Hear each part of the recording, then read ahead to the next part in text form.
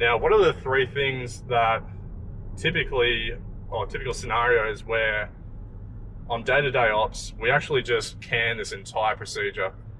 It's no longer valuable to us, and there's now priorities that take precedence over flying at the minimum cost speeds. And examples of this are curfews.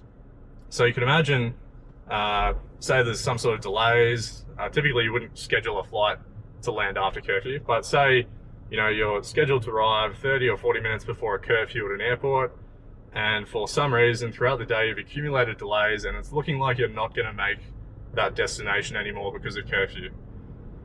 Well, oftentimes it's far more punishing to the operator to fly to that destination, miss out for some reason. You're going to land 5 minutes after curfew, but you would have saved fuel because you're flying at econ speed with a low cost index.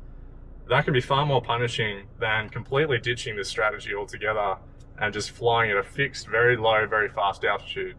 It's quite common, and I've done it before, where you'll scrap the flight plan, or you might talk to dispatch and through discussions with them say, hey, let's do a 25,000 feet flight plan and fly at, I don't know, something like 0.8 or something like that mark, which is generally quite quick for a 737.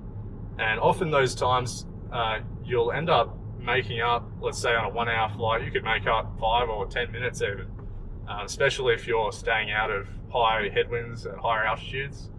And that could be very valuable to the overall operation, because now you have that aeroplane in the port ready for schedules tomorrow, as opposed to being one aeroplane down and having to somehow fumble around and find a new aircraft to operate the service that jet would have done. So that's one example. For more aviation content and the full version of this video, go to youtube.com/b-73.